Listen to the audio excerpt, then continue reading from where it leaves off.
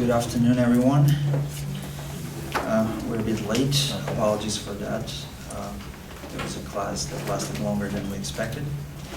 So it is my great pleasure today to present to you Professor Douglas Atkinson from the University of Brussels.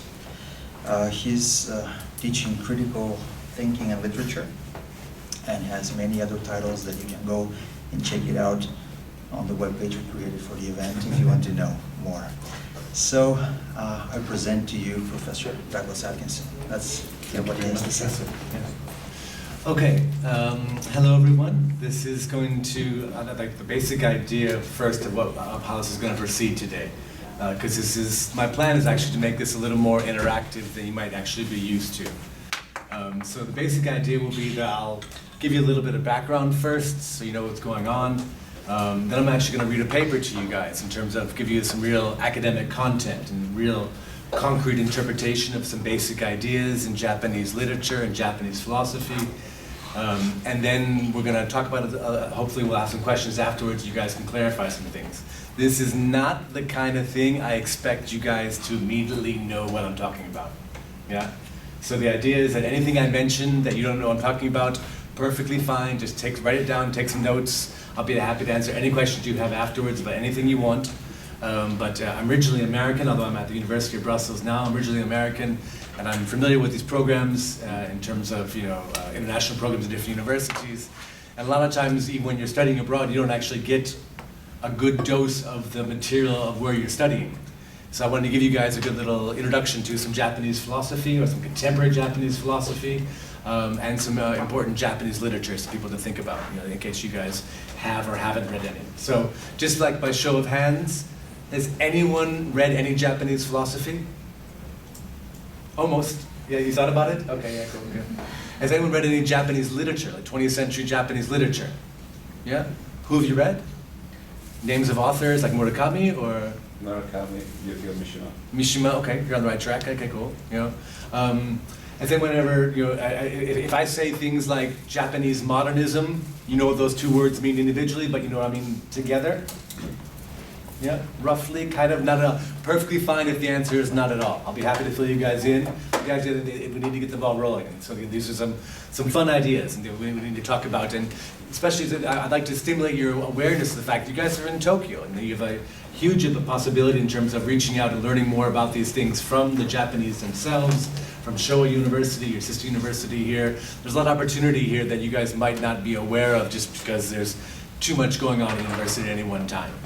So today I'll be talking mostly about two main figures, a Japanese philosopher named Kojin Karatani, or Karatani Kojin, who is alive. Amazing, most philosophers should be dead, but he's actually alive and still very active, even though he's in his early 80s. I just had dinner with him the other night, actually.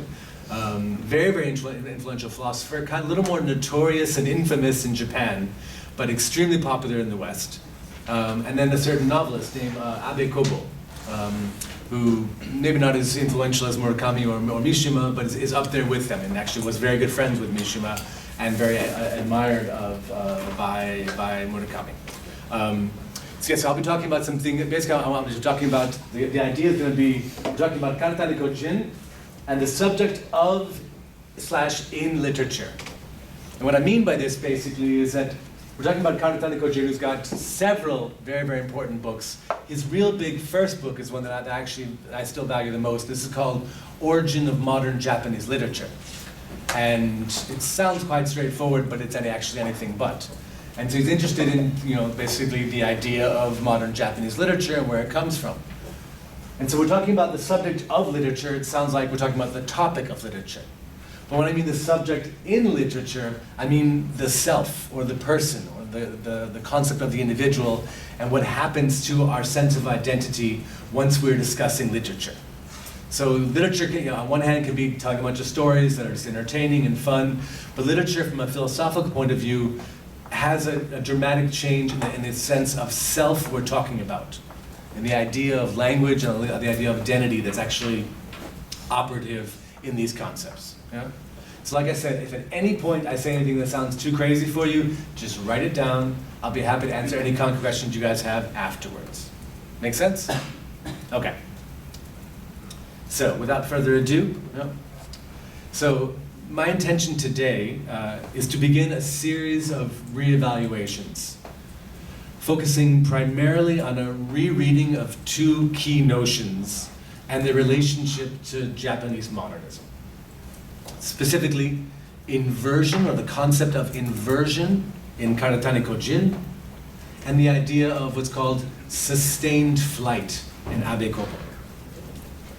My goal is to show not simply their similarity between these two authors and these two ideas, but more importantly, the consequences that these notions have for identifying and understanding our relationship with the discourse of Japanese modernism, and the unique influence this has for formulating our understanding of the philosophical notion of the individual subject, both in and of modern literature.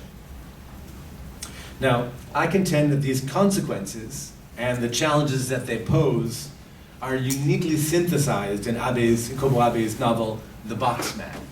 Has anyone heard of the novel called The Boxman? Okay, something to look forward to, trust me. Yeah? So time permitting, I will conclude today's lecture by suggesting how this work responds to and reposes certain key questions about the remains of modernity and the literary subject which still haunt us today, especially in contemporary Japanese literature, most notably in the work of Murakami. So, most relevant for my reading is the relationship between the temporality, the experience of time, of writing, and the temporality of the modern construction of the self, or identity. And this is the point of departure for Karatani's many inversions, which is a very technical term in his work, which I'll get to in a second. Now, Karatani's famous, if not infamous, work called Origins of Modern Japanese Literature begins with a very perplexing claim, mainly that all of the terms in the title should be bracketed or suspended. What does that mean? It means origins, well, you think you know what you mean, now you don't. Modern, you think you know what it means, now you don't. Japanese, you definitely don't know what this means. Literature, you certainly do not know what this means. So all these words make sense to us in a formal registry, but for Karatani, all of these words belong in brackets or in quotes. He wants to say, these words are much more dangerous than we think, and they're much more constructed than we think. They're not just simple terms, you know? So essentially in this text, through a reading of several key notions, most importantly the idea of inversion, but thinking along the themes of interiority, the landscape, illness, and the child, Karatani wants to suggest that there's no such thing as an origin of modern Japanese literature, which sounds kind of strange. Perhaps even more perplexing, he even wants to argue that technically there is no such thing as modern Japanese literature. Instead, what we think of when we think of modern Japanese literature is in fact the result of an inversion in thinking and an inversion in discourse. And that the terms origin and modern literature are actually cultural borrowings or impositions inherited from European modernism. Now for me personally, it would only be a guess, but I think that it must have been Frederick Jameson's, he's a famous literary theory in the United States at Duke University. He has an offhand remark in the introduction to The Origin of Modern Japanese Literature about the, quote, science fictional character of Karatani's theoretical prestidigitations, which are performed through the key notion of inversion, which in Japanese is tento, that first made me realize that there may be more at stake, or even better, more at play, in Karatani's thinking than I had first thought. Now, immediately after looking up the word prestidigitation, which by the way means conjuring or sleight of hand or magic trick, I stepped back and asked myself, what magic trick is Jameson talking about? The book that I had just read to me seemed a very solid, albeit complex, reading of Soseki in the development of modern Japanese literature. Has anyone heard the name Soseki? Yeah? Yeah? Okay, if you're Japanese, imagine so, yeah. So this is the kind of thing that if you go to high school in Japan, you probably are forced to read Soseki. It's the kind of thing that everyone reads. It's like Huckleberry Finn in the United States or something like this. So he's the major figure of turn of the century Japanese literature, major figure in terms of associated with modern Japanese literature. If you're looking for a point of departure, he became very, very, very famous through a book called I Am a Cat, which is actually very, very funny. If you happen to be a cat lover, it's very, very funny in particular, but it's a very, very playful text. He's got many other books with a very broad degree of complexity, but if you want a fun place to start, definitely start with I Am a Cat. You know? And the origin of modern literature seems like a straightforward reading of Soseki, where he belongs in Japanese modern literature. And then you realize, well, what's the magic trick that Jameson's talking about? And it's only after thinking about this that I realized that I had only seen half of the show that's on display in Karatani's work on Japanese literature. And I had missed precisely the prestidigitation that Jameson was applauding. To put it bluntly, what does Karatani mean by inversion? I mean, I know the word in English, but what does he actually mean by this term? Well, what does inversion have to do with Japanese modernism and the subject of literature at work therein? Now, those of you that may have read the text, maybe there are those of you, who've never heard of it before. That'd be totally understandable at the undergraduate level. Some of you may have heard of it before, and maybe you actually did see the quick wave of Karatani's magic wand in the first reading. But I openly confess that it took me some time, and definitely more than one reading, to finally notice the inversion at work in the very notion of inversion. Now, I would argue that in order to understand Karatani's importance for Japanese modernism, we must first and foremost clarify this all-important yet elusive notion, or method, or strategy, or critique, or whatever it is that inversion ends up being in the end. But briefly, I would suggest that there are two primary and equiprimordial significations of the term. First off, there is undoubtedly the hermeneutic or discursive technique that is used to identify, as Karatani does, diachronic disruptions in a conceptual genealogy. Bunch of crazy words. Diachronic disruptions. Diachronic is a word for basically the linear notion of history, that history proceeds in a meaningful, progressive manner. And so a diachronic disruption is when time, instead of seemingly moving forward, starts to loop back on itself. And a conceptual genealogy is different from history in terms of tracing the origins of things. We're going back, looking at the ideas of a history as opposed to the actual dates of a history. Looking at the history of concepts as they form as opposed to just figures and facts. So with Karatani, just as soon as you think that the chicken must have come first, for example, Karatani will glide in and demonstrate the primordiality of the egg. But therein lies the rub. For it is necessarily the case that for Karatani to be able to apply the hermeneutic or interpretive strategy of inversion, a diachronic disruption or inversion must already have taken place. Otherwise, there would be nothing to identify in the first place. So the inversion must also be, or must refer to, the event in question as well. So it's not just the technique, it's also the event. It's also what happens in history, diachronically speaking. So it is the interruption itself, and thus a form of praxis and movement. So along with the technique of identification, inversion is the event itself, and thus necessarily brings with the question of temporality and the person or the subject that experiences this, especially in regard to literature, which I'd like to suggest is different than we normally experience ourselves. So in the everyday world, language is a tool that I use to express myself. It means what I want it to mean. I say what I mean, and I mean what I say.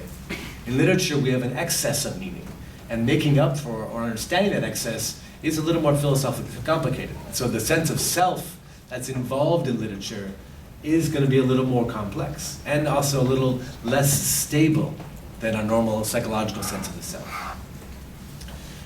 This is most pertinent when we consider the Genbonichi or the Shosetsu movement. The Shosetsu movement in Japanese literature refers to the notion of what's called the I novel, like I, not like I, but the I like in the first person singular. So the I novel, as it's commonly referred to.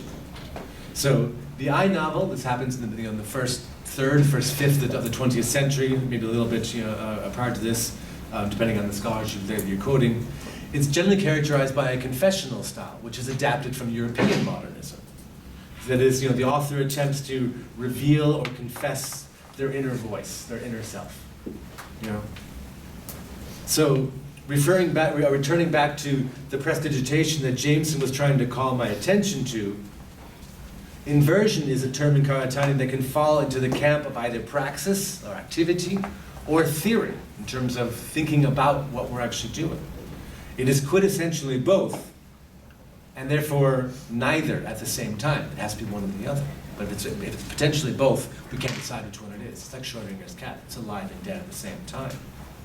And it's precisely this fluidity, this alchemically transformative nature, which necessarily links, I would like to argue today, inversion to the nature of literature itself, especially as it is described by Abe Kobo.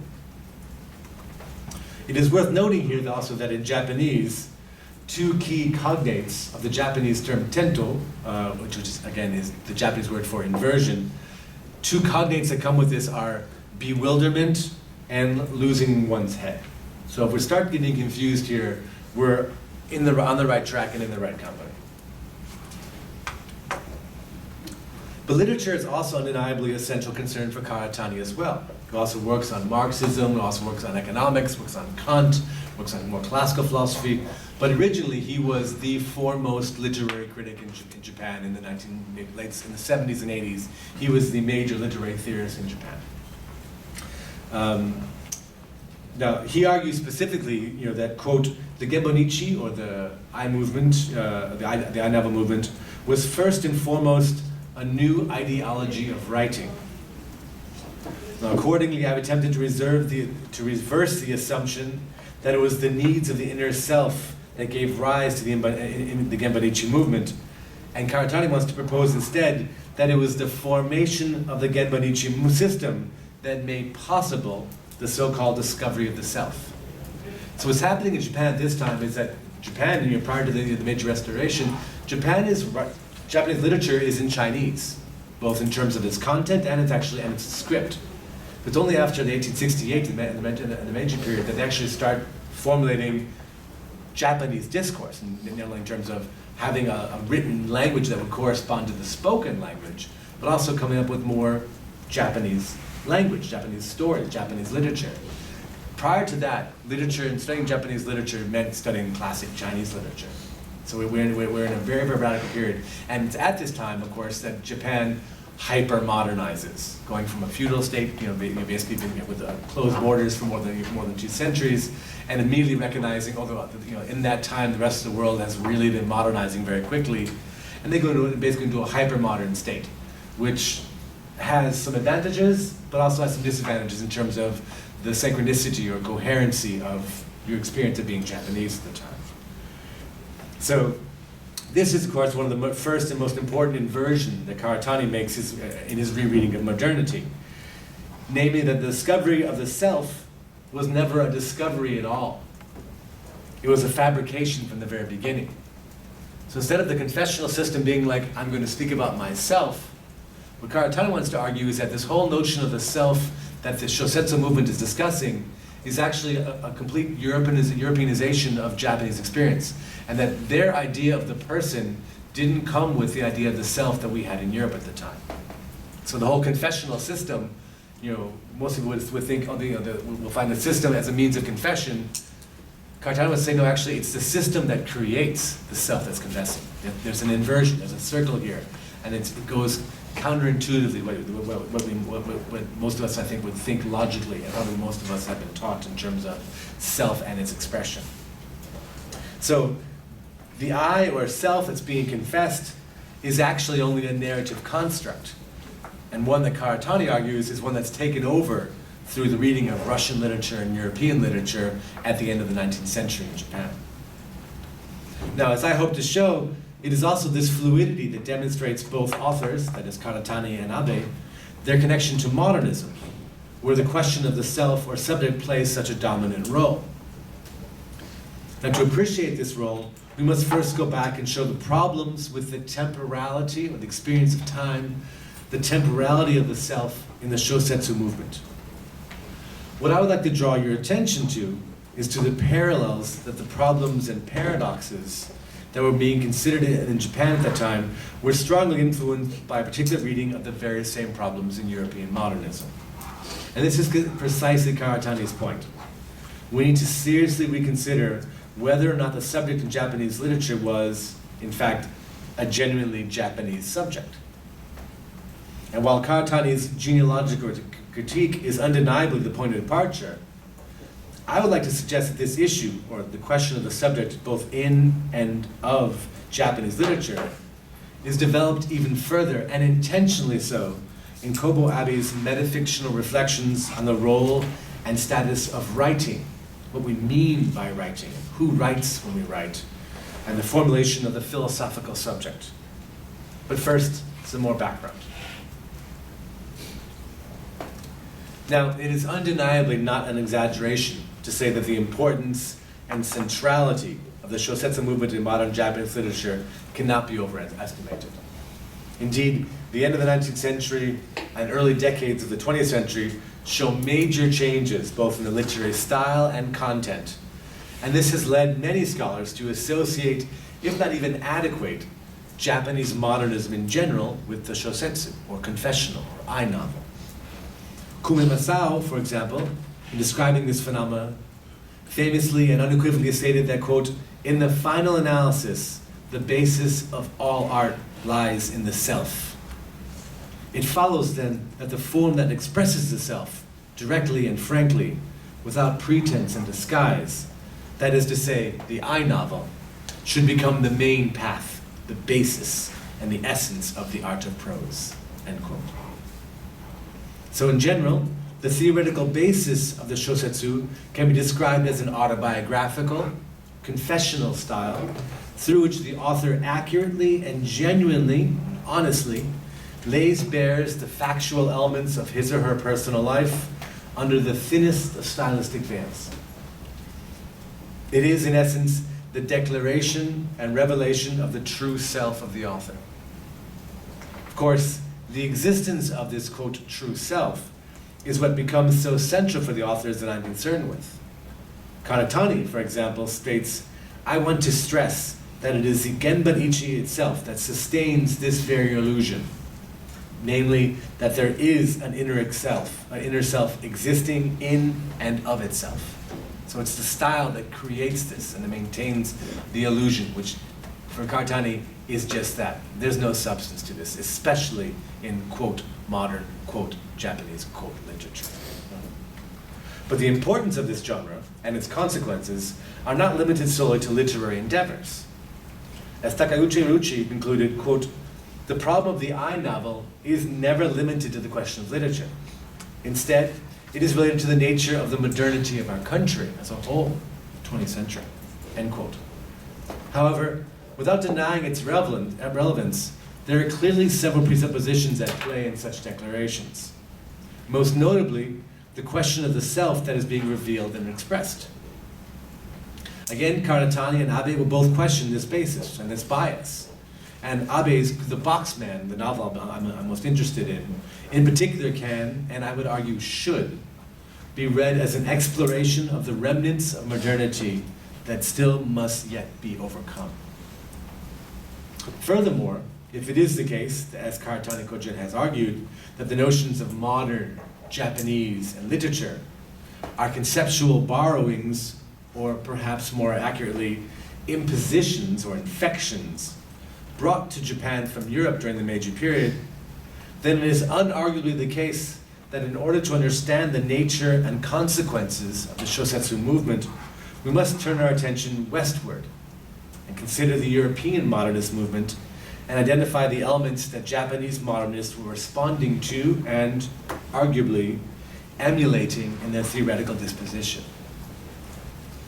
Now, literary historians generally trace the origins of the autobiographical genre in Japan to the works of the Japanese naturalist writers, focusing primarily on Tayama Katai's Futon from 1907.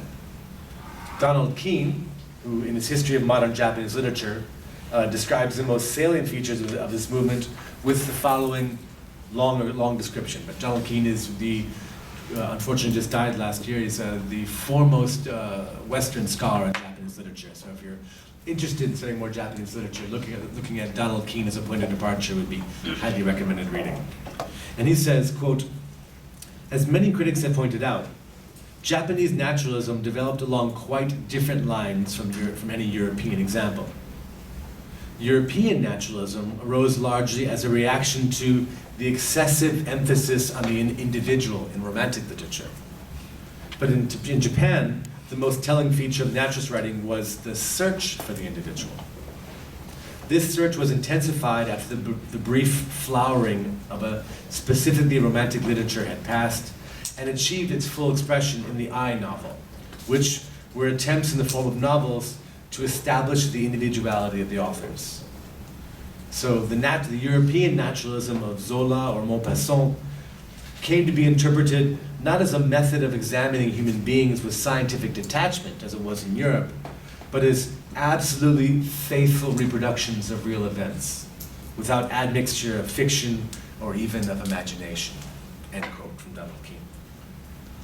Thus, according to the standard view, the mature form of Japanese naturalism, which flourished from 1906 until the early 1920s, emphasized the quest for the individual self through the, quote, "faithful, objective reproduction of the author's personal life in his or her novels," end quote. Naturally, this depiction presupposes, of course, the coherency of the subject or the self in the process. Nevertheless, in this version of literary history, Tayama Katai is considered a naturalist and the founder of the I novel, and Shiga Naoya is the writer who pushed this form to its most elegant and ideal formulation. But both of these claims seem to have entered the canon without any real consideration for the accuracy of the basic tenets of their position. The self being expressed has been accepted with the same lack of critique. And it's just this self that, again, Karatani and Abe want to call into question. Fortunately, however, such brilliant scholars as Suzuki Tomi and Lipit Seiji have clearly demonstrated that the story behind the odd novel is actually much more complex and consequently not necessarily as clear-cut as may first seem. It seems that despite the established position of the I novel in literary historiography and the wide, if not universal, circulation of the term, the definitive definition of the I novel remains extremely elusive and difficult to grasp. The vocabulary or terminology of the Shosetsu is actually a good place to start. As Karatani shows, it becomes prominent in the early mid-20s, and thus clearly at the end of the period itself, and originally referred to the autobiographical style that I quoted Donald Keene describing. The problems become more interesting when one tries to define the I novel thematically or stylistically. Here it becomes clear that it is impossible to reach a comprehensive definition of the I novel by examining only those texts designated as I novels. Suzuki Tomi has come up with an elegant way, following Karatani, of describing the situation by distinguishing the Shosetsu novels from what she calls, quote, the I novel discourse. Thus, for Suzuki and Karatani, quote, the term watakushi shosetsu circulated as a powerful and uncanny signifier without a fixed, identifiable signified, generating a critical discourse that informed not only the nature of literature, but also views of Japanese selfhood, Japanese society, and Japanese tradition. My suggestion today is that this same lacks of a, quote, fixed, identifiable signifier, end quote, should also be incorporated into our understanding of the subject in, and therefore of, modern Japanese literature. From the 1920s, the I novel meta-narrative clearly defined the modern Japanese novel as a form that directly transcribed the author's lived experience and which emphasized the confessional and autobiographical. But what actually was the nature of this I, or this self, that was so intent on expressing itself? Lipit Seiji, in his excellent monograph called Topographies of Japanese Modernism, turns to the foremost figure in the history of Japanese literary theory, Kobayashi Hideo, to answer this question. And Kobayashi's position will in turn prove vitally important for all 20th century literary theory in Japan, and particularly for Kobo Abe and Karatani Kojin. Now, the key attribute of modern Japanese culture for Kobayashi is a profound feeling of homelessness. And this is one of the themes that actually arguably makes Murakami's work so popular in Japan. Now, Murakami, of course, is a worldwide author in terms of his success and influence. And that's a strange phenomenon, something that the content being so specifically Japanese would resonate outside of Japan. Actually, a good friend of mine once confessed to me that he said that it was very bizarre to find the closest voice to his own experience from a writer from Japan, a country that he had never been to. But the idea is going to be that this experience of the Japanese culture from the 1920s onwards, basically because of the hyper-modernization and the speed with which they modernized in the Meiji period, is going to be a sense of homelessness, a certain sense of loss and displacedness of, well, I'm Japanese, and what does that mean to be Japanese? So, this feeling of homelessness and importantly loss, as Kobayashi famously wrote, quote, "Where there is no memory, there is no home." If a person does not possess powerful memories created from the accumulation of hard and fast images that a hard and fast environment provides, he will not know the sense of well-being which brims over in the word kokyo, which turns out is the title of a book by Shosetsu. Now, no matter where I search within myself for such a feeling, says Kobayashi, I do not find it. Looking back, I see that from an early age, my feelings were distorted by an endless series of changes, all occurring too fast. There was never sufficient time to nurture the sources of a powerful and enduring memory, attached to the concrete in the particular. I had memories, but they possessed no actuality and no substance, end quote. As Lippitt clarifies, this sense of loss is most acute and most evident in the constantly changing urban expanses of Tokyo. But its meaning also reaches deeper and extends all the way to the temporality of the past. It is not just the things around Kobayashi that disrupt his sense of personal continuity. It is the absence of a clear link to a definitive past. It is the ambiguity between native and foreign that Kobayashi sees as at the heart of Japanese modernity. And this is certainly a point of affinity shared with both Karatani and Abe. Lippitt argues that, quote, the internalization of foreign culture has advanced to the point that self and other can no longer be distinguished, end quote. Most importantly, Kobayashi sees this malignancy as being the foundation for contemporary literature. He writes, quote, it goes without saying that our nation's modern literature, for which in everything the word modern and the word Western have the same meaning, cannot have survived without the influence of the West. But what is important is that we have become so used to the reception of Western influence that we can no longer identify it as a Western influence, end quote. That is, if the other can no longer be properly identified as being other, the same must also hold true for the self. Now, what I particularly find relevant is the fact that Kobayashi's depiction of the experience of urban spaces in the 30s is uncannily similar to Kobo Abe's depiction of the contemporary urban landscape depicted in the Boxman. Now, due to its structure and content, Kobo Abe's novel, The Boxman, is not a novel that readily lends itself to summarization. It's a very trippy book. But basically, there are a few key elements that I'd like to draw your attention to. While there are many brilliant strategies at play in this novel, the basic content concerns a man about whom all we know is that he was a former photographer that decides to become a boxman, which is literally what it sounds like. He finds a cardboard box, he meticulously cuts an aperture into it from which to view the world, and sets about doing just that, sitting in his box, invisibly gazing at the world as it happens before him. As he says, quote, "My case. This is the record of a boxman. I am beginning this account in a box. A cardboard box that reaches just to my hips when I put it on over my head. That is to say, at this point, at this juncture, the boxman is me. A boxman in his box is recording the chronicle of a boxman." End quote.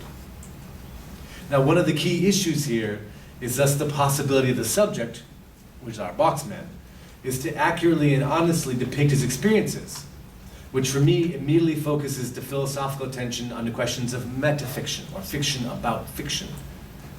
And in so doing, centralizes the metafictional nature of the literary subject.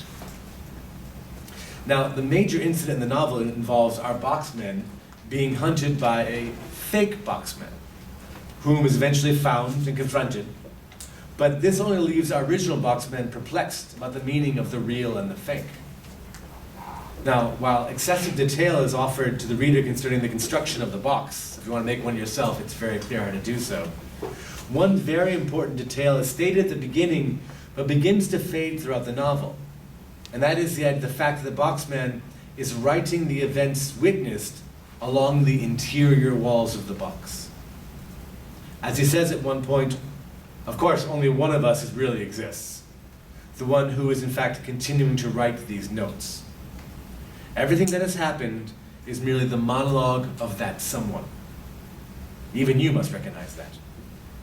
At the rate things are going, this someone intends to go on writing forever and ever in order to cling desperately to the box.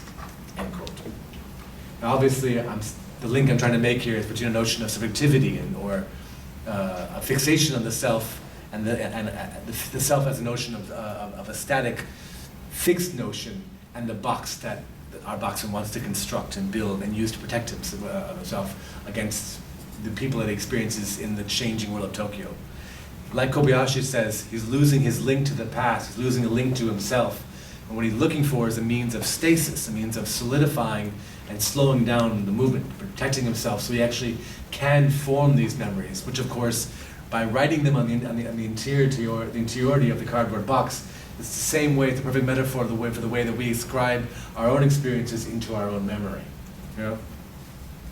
Now, I would like to suggest that this is Abe's critique and depiction of the eventual consequences of the presupposed modern self, which, as Karatani mentioned, was created through the passive and inaccurate adaptation of a perceived conception of European modernism that was absorbed wholeheartedly by the Shosetsu movement and Japanese modernism in general.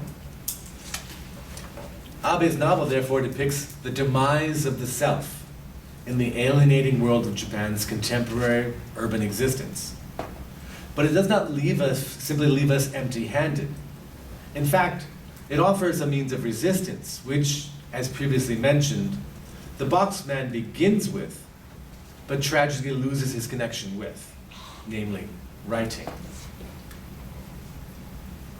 Now, writing, as Kobo Abe makes explicit in his theoretical work, does not simply indulge in the nostalgia described by Kobayashi, the longing for a lost past, but instead pursues a different, more active path, what Abe calls, quote, sustained flight, and which is what I want to argue is structurally consistent with Karatani's event of inversion.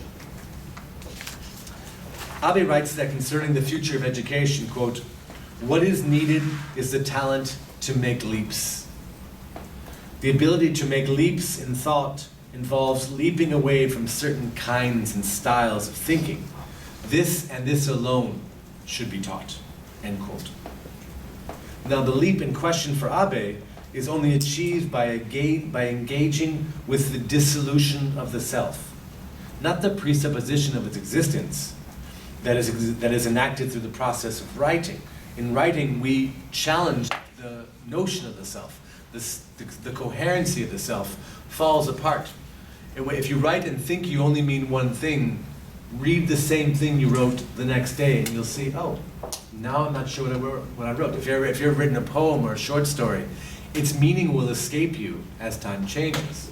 That's what we're talking about here in terms of the self not being as coherent and stable and static as we like to think it is all the time. The beauty of literature, and I think one of the unique challenges literature presents to us in terms of our experience with ourselves and philosophically as well, is that it disrupts the illusion of the consistency and coherency of the self. We can lie to ourselves in philosophy all we want. We can lie to ourselves in economics, much easier. But in literature, it's much more difficult to lie to yourself about the notion of, oh, this is me staying and speaking in one voice the whole time, all the time. Much harder to do that in literature. It's one of its great advantages in terms of for education. Now, and just like the Boxman at the beginning of the novel, the construction of the self, instead of being presupposed, it becomes a task, becomes an event, becomes a challenge. Quote, writers are never writers from the beginning. One is a reader before becoming a writer. It's only after reaching a certain stage of maturity, as a reader does, can one jump to the level of the writer. End quote. Now, the problem with the Boxman is that instead of achieving this level, instead of sticking with his development as a reader of the textual world outside of his box, he falls prey to the scopic or visual desire and its fetishistic need for control, for seeing and naming the world as a whole. In contrast to this, Abe suggests in his essay called The Frontier Within that, quote, one first makes the leap to being a writer when one feels the need to read materials that are only rarely read. Of course, reading many books is no guarantee that one will become a writer. There are always people who cannot write no matter how many books they read. But reading gives rise to something within one, and writing provokes the desire to share this urgent, spontaneous feeling with others. Who is this other? In fact, this other is oneself. Here, an internal split first appears between the writer and the reader, who is in fact the same person, end quote.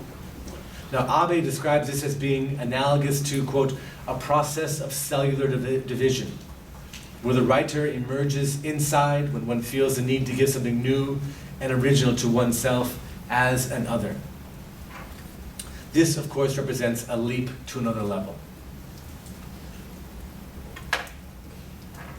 Unlike the Boxman, who struggles specifically with the distinction between the genuine and the copy, quote, real writers do not seek to establish readers outside of themselves. Real writers should understand that the other is simultaneously themselves. It is thus false to say that one writes for oneself or for the masses. One writes for neither. The self is divided between reader and writer. And the true process of literary creation consists of a dialogue between these two, end quote. It is here that I think we can most clearly see the genuine bond between Karatani's Inversion, which, it must be remembered, began as a critique of a very specific form of writing, and then Abe's notion of writing, in that both represent a modality of existence, a means of avoiding the idolatry of the self that dominated Japanese modernism. In contrast to this nostalgic and delusional desire, we must follow Karatani's Inversions and Abe's writing, which pursue, quote, the notion that we need to cultivate concerns of the state of a sustained flight. What does this mean? Whereas settling down somewhere is a basic condition, remaining in a state of sustained flight is a process. We carry within ourselves a prejudice that this process invariably involves settling down somewhere. My point here consists in shedding doubt on this prejudice, end quote.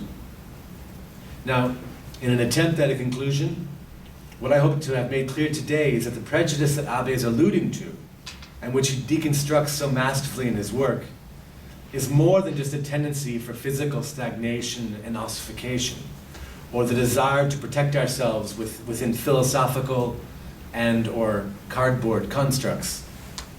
It is equally, if not primarily, concerned with questioning the nature and modality of the subject, both in and of literature. Thank you for your attention. I'd like to thank Professor Atkinson for this deep and insightful lecture. And now I will open up the floor for questions. Go ahead. So like you said, it's complicated literature. And so what would you want us to understand when we walk out today? What I'd like you to understand today, very good question. I'd like you to understand anything that you could grab onto. I'd like you to understand the most important thing, I think, would be the idea of the subject needs to be thought about in terms of being of and in literature. We have a topic of literature, but metafiction or fiction that's about the process of writing, which is a major issue in modern and postmodern thinking, really is about the question of what it means to write and who this self is that thinks it's writing. So if I would say that one idea I'd like you to walk away with, that'd be the self as an issue, the self as a complex task, that instead of just assuming this is me and I'm good, the idea that the self is something that is the result of an ongoing process. And if society and thought in general in a certain sense will encourage us to grab a hold and like the Boxman, build a little construct and sit safely in it and just keep the rest of the world outside. But for Karatani and Abe, we need to stay in contact with the world, in contact with the constant changing nature of ourselves that is exemplified by modern literature like this. So the Boxman is a very trippy book to read. It's also very funny. The first time through can be a little bit complicated. But I have a theory in terms of the first time through good literature. I don't believe in first readings. I don't believe they exist. I think that a first reading is created retroactively by a second reading. So after you read it twice, you will have read it once. But after reading it once, you actually haven't read it once yet. And the second reading can be a literal, physical reading the book twice, or it can just be engaging with someone else who's read it. But yeah, so you're taking the subject as a task and taking advantage of modern and postmodern literature as an exploration of the task of the self, I think would be the most important thing I'd like you to walk away with, or at least the interest and the possibility thereof. Good question.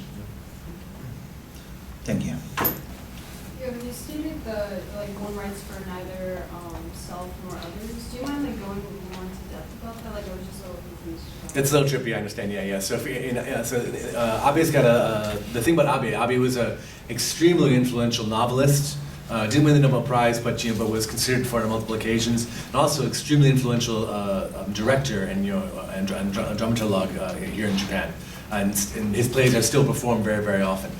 He also has a series of theoretical work called The Frontier Within, where he actually talks about literature and talks about the nature of literature from a theoretical perspective. When he talks about not writing for the self or the other, he wants to stress that these are abstract concepts which we use to basically to understand our experience. So I think I'm talking now, and I think you're listening now.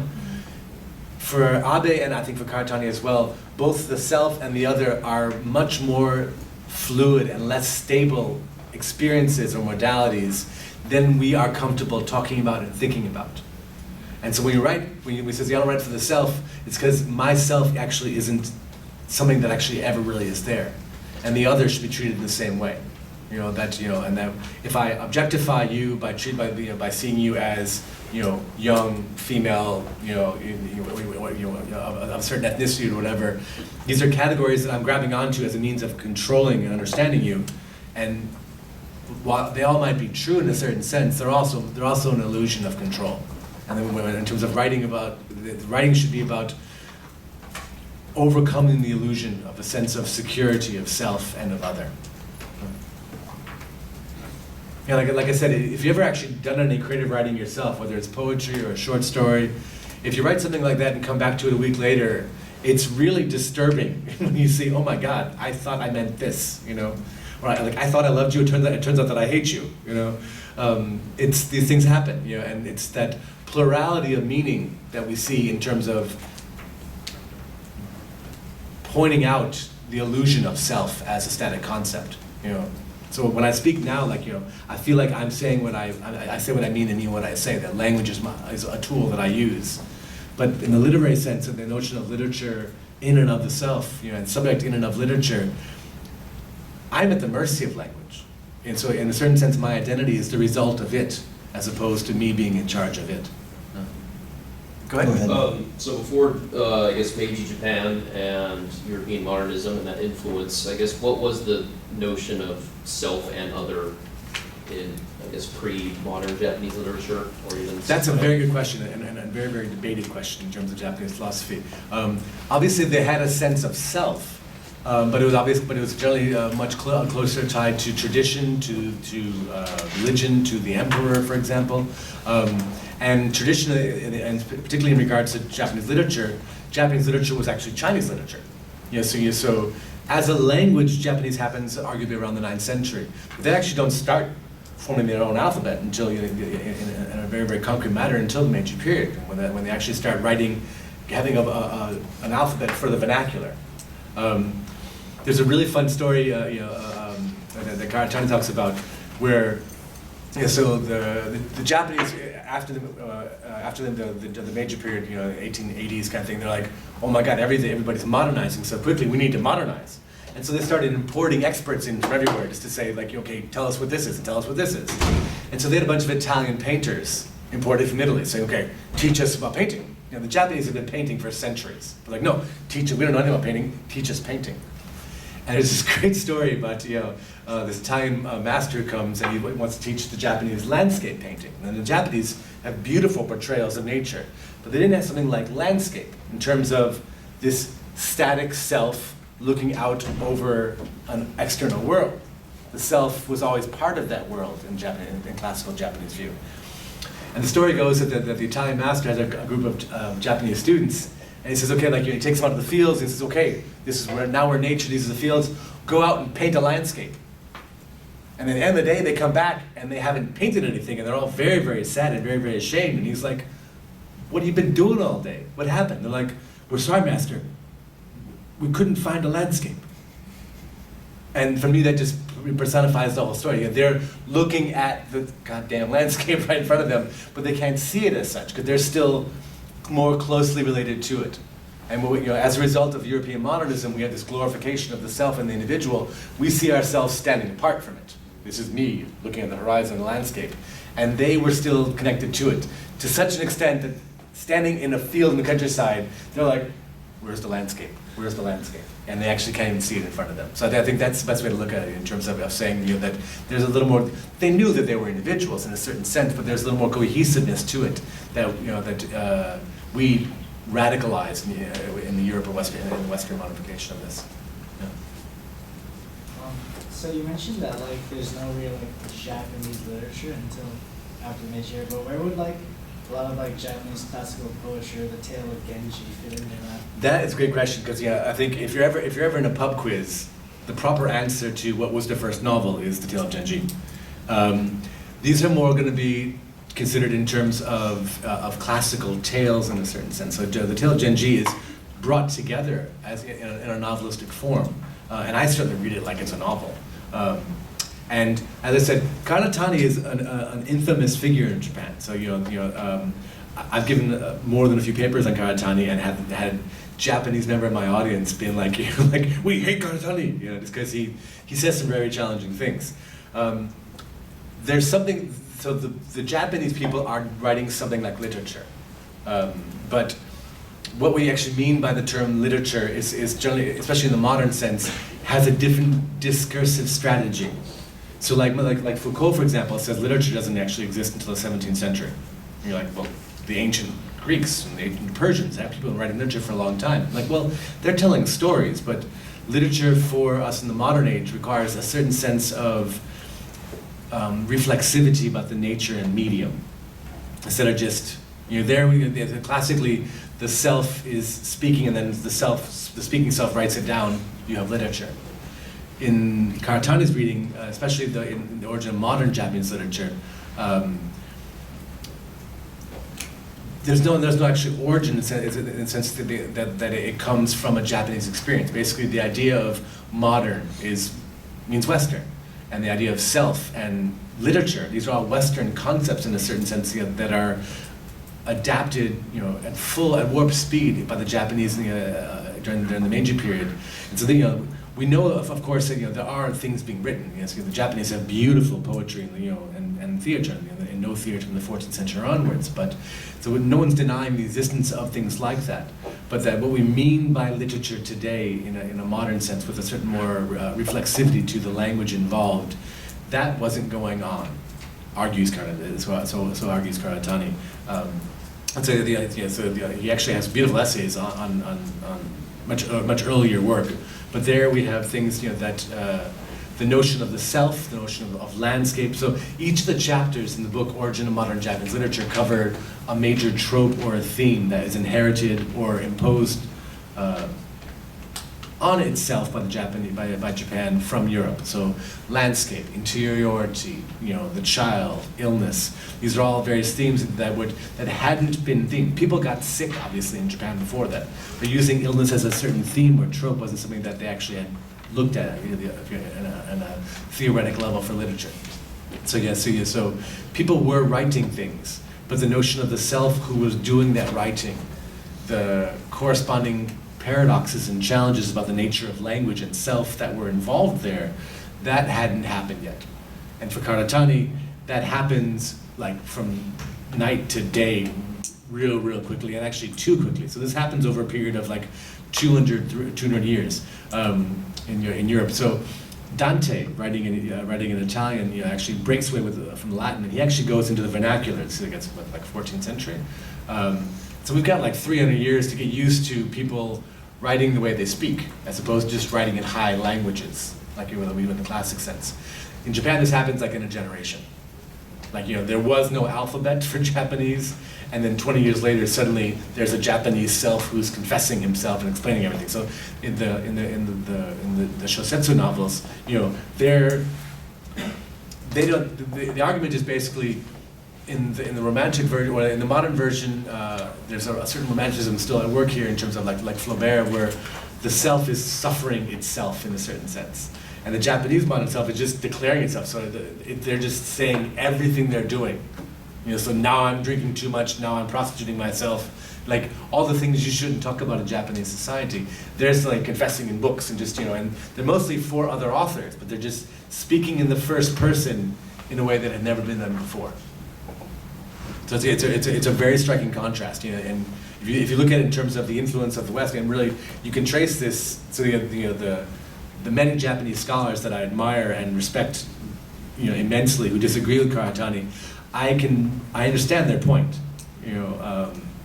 and their dissatisfaction with some of his readings.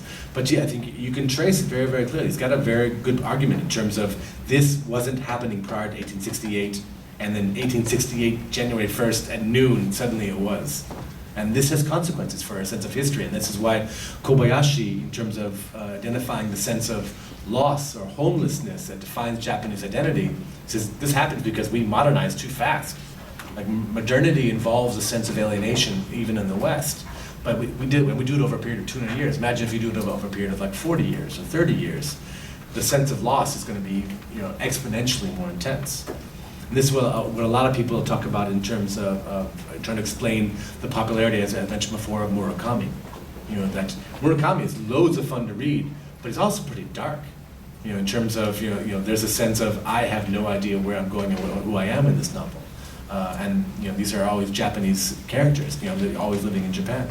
And as I imagine most of you guys know better than me, there's a very, very large experience of people your age, that are alienating themselves from society in Japan, that are just closing themselves off in their rooms, and just saying, I'm not going to be involved in society anymore, just because this is not, a childish display of of being spoiled or anything. This is a sense of, I don't see where I fit, and therefore this experience is overwhelming for me.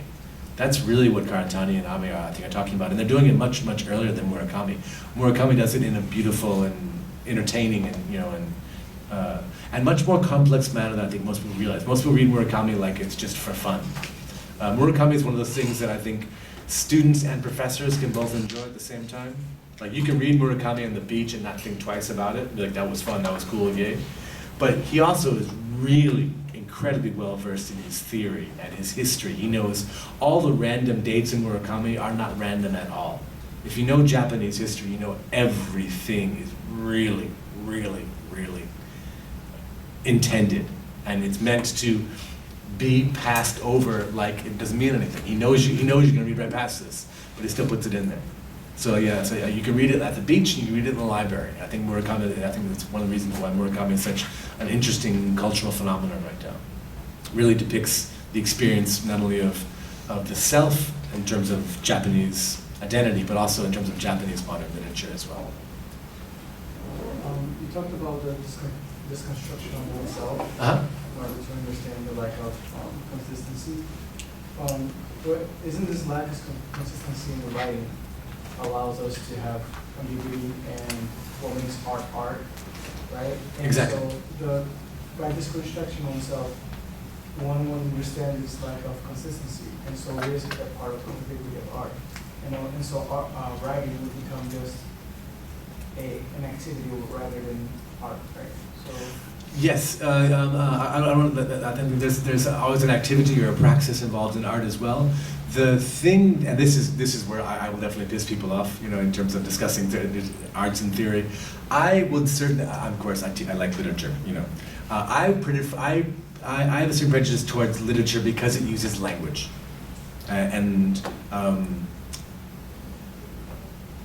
I know that the external world that I see is not my construct. I construct my perception of it. I know that your shirt is not naturally purple. I see it as purple. But I'm a little more aware of that. I think there's a more natural tendency to think that I'm in charge of language, and the issue is really reminding ourselves, no, you're not. Language is so much further ahead of you, and you're so much more dependent upon it.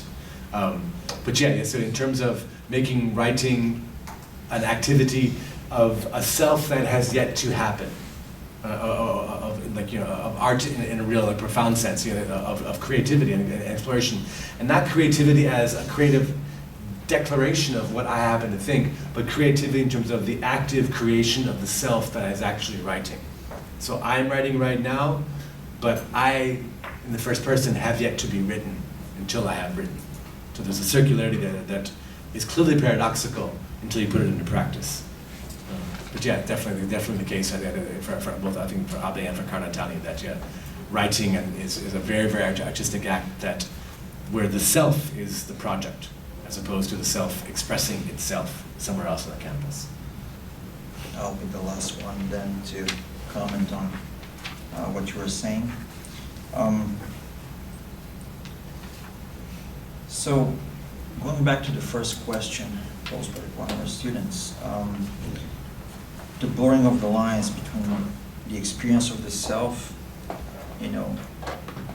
as lived experience, as a subject or object of literature, and in terms of, let's say, we've discussed something along the lines here in our classes about the utopian nature of the self, right? As it's something that's something that has not happened yet, as you pointed out, it's constantly happening, right? And those lines can be blurred as to what is the self in terms of various, let's say, variables that we've mentioned earlier.